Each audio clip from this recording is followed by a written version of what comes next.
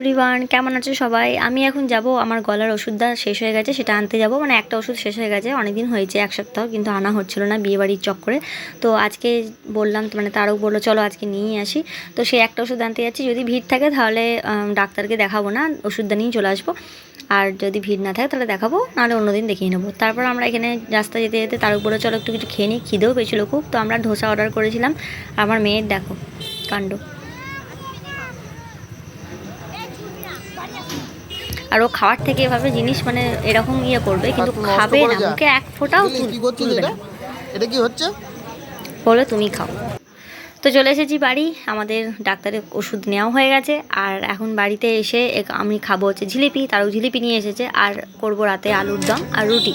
তো আজকের মিনি ব্লগটা এই পর্যন্তই। কেমন লাগলো ভিডিওটা অবশ্যই কিন্তু কমেন্ট করে জানাবে। আর যারা আমার চ্যানেলে নতুন তারা অবশ্যই কিন্তু আমার চ্যানেলটা সাবস্ক্রাইব করে দিও। টাটা।